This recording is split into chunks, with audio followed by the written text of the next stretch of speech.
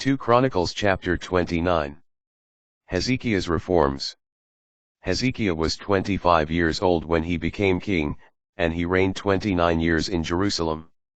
His mother's name was Abijah, daughter of Zechariah. He did what was right in the Lord's sight, just as David his father had done. In the first month of the first year of his reign, he opened the doors of the Lord's house and repaired them. He summoned the priests and Levites, gathering them in the open space to the east, and said to them, "Listen to me, you Levites. Sanctify yourselves now and sanctify the house of the Lord, the God of your ancestors, and clean out the filth from the sanctuary. Our ancestors acted treacherously and did what was evil in the eyes of the Lord, our God. They abandoned him, turned away their faces from the Lord's dwelling, and turned their backs on him. They also closed the doors of the vestibule, extinguished the lamps, and failed to burn incense and sacrifice burnt offerings in the sanctuary to the God of Israel. Therefore the anger of the Lord has come upon Judah and Jerusalem. He has made them an object of terror, horror, and hissing, as you see with your own eyes. For our ancestors fell by the sword, and our sons, our daughters, and our wives have been taken captive because of this.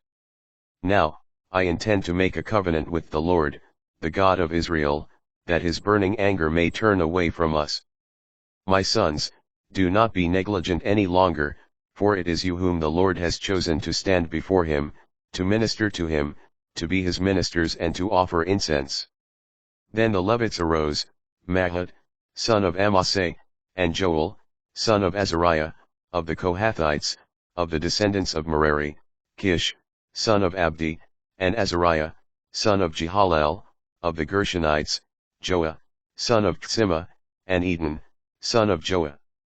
Of the sons of Elizaphan, Shimri and Juel, of the sons of Asaph, Zechariah and Mattaniah. Of the sons of Heman, Joel and Shimei, of the sons of Jeduthun, Shemaiah and Uzziel. They gathered their kinfolk together and sanctified themselves. Then they came as the king had ordered, in keeping with the words of the Lord, to cleanse the Lord's house. The priests entered the interior of the Lord's house to cleanse it. Whatever they found in the Lord's temple that was unclean they brought out to the court of the Lord's house, where the Levites took it from them and carried it out to the Wadi Kidron. They began the work of consecration on the first day of the first month, and on the 8th day of the month they reached the vestibule of the Lord. They consecrated the Lord's house over an 8-day period, and on the 16th day of the first month, they had finished.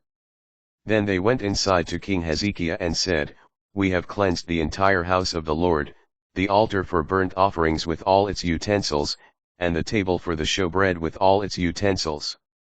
We have restored and consecrated all the articles which King Ahaz had thrown away during his reign because of his treachery. They are now before the Lord's altar." The rite of expiation. Then King Hezekiah hastened to convoke the princes of the city and went up to the Lord's house.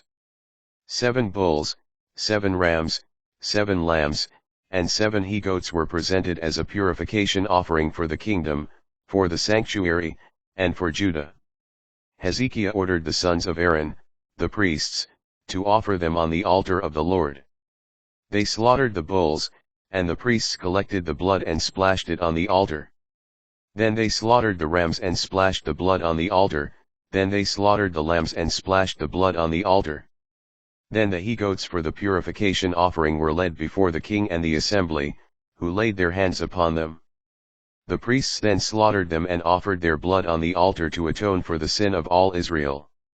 For the king had said, "The burnt offering and the purification offering are for all Israel." He stationed the Levites in the Lord's house with cymbals, harps, and lyres, according to the command of David, of Gad the king's seer, and of Nathan the prophet, for this command was from the Lord through his prophets. The Levites were stationed with the instruments of David, and the priests with the trumpets. Then Hezekiah ordered the burnt offering to be sacrificed on the altar. At the very moment the burnt offering began, they also began the song of the Lord, to the accompaniment of the trumpets and the instruments of David, king of Israel. The entire assembly bowed down, and the song was sung and the trumpets sounded until the burnt offering had been completed. Once the burnt offering was completed, the king and all who were with him knelt and worshipped. King Hezekiah and the princes then told the Levites to sing the praises of the Lord in the words of David and of Asaph the seer.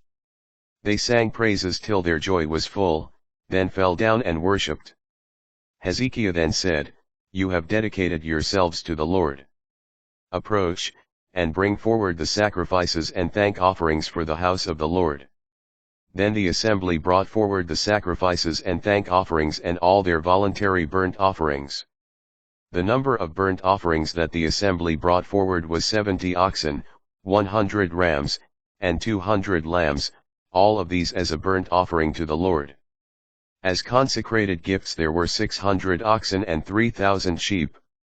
Since there were too few priests to skin all the victims for the burnt offerings, their fellow Levites assisted them until the task was completed and the priests had sanctified themselves.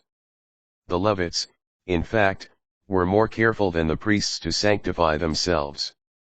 The burnt offerings were indeed many, along with the fat of the communion offerings and the libations for the burnt offerings.